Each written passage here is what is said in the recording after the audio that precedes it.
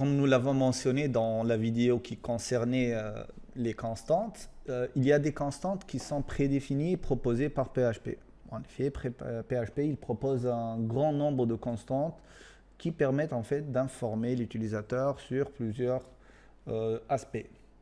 Donc afin de lister l'ensemble de ces fonctions, on peut utiliser une fonction prédéfinie qui s'appelle getDefinedConstant. Cette fonction-là, elle va nous permettre de récupérer l'ensemble des fonctions, de ces fonctions, et on va essayer de les afficher pour voir ce que ça donne. Donc on va créer un script pour afficher ça. Donc on va l'appeler const spread par exemple. Et dans ce script-là, on va faire appel à cette fonction-là. Donc, on a dit que ça s'appelait getDefined. Vous voyez que lorsque l'IDE il commence à faire son indexation, il ne permet pas en fait. Par contre, ici, je pense qu'il va nous permettre d'avoir celle-là. Donc, vous voyez qu'il y a on peut trouver les différents arguments qu'on peut passer à cette fonction-là. Et donc là, on va essayer d'afficher. Donc, puisque c'est un tableau qu'elle nous retourne, donc on va utiliser la fonction printr et on va lui passer ce paramètre-là. Donc, et on va essayer de voir ce que ça donne. Donc, vous voyez ici qu'on a un ensemble, un tableau qui contient énormément de variables. Et ces variables-là, chacune, elle permet d'avoir... Par exemple, ici, on a le PHP Windows Version Platform. On a il y a plein d'informations. Mais là, ce n'est pas très visible.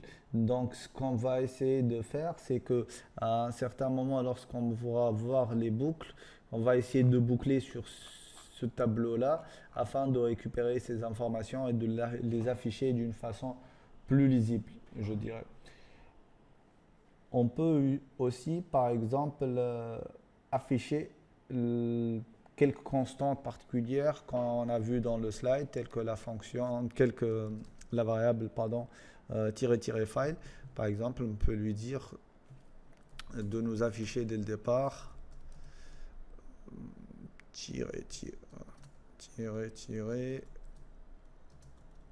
file et voir ce que ça donne. Donc on va lui concaténer un retour à la ligne pour que ça soit visible, pas comme l'autre partie. Donc si on actualise, on va voir que belle gateway, ok. Donc on va reprendre et on va afficher ici. Ah. Qu'est-ce qui se passe? Donc on va essayer de comprendre le problème ici.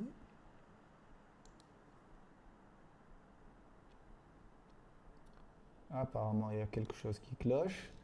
Donc on va ouvrir l'exemple et voir si le problème il vient de PHP Star ou bien c'est notre en fait script qui contient des erreurs.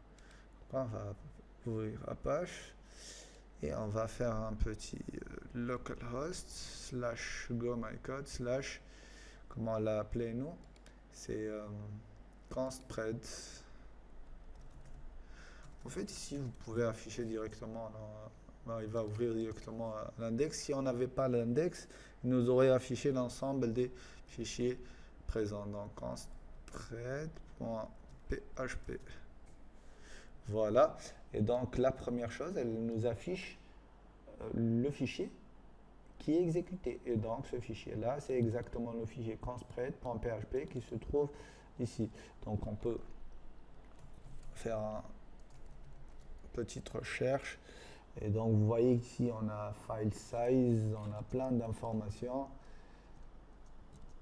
On peut aussi faire une petite recherche sur const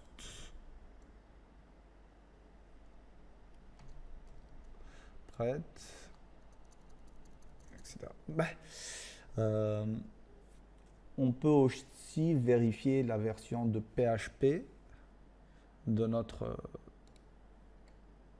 que nous utilisons. Donc moi j'utilise la version 7 .2.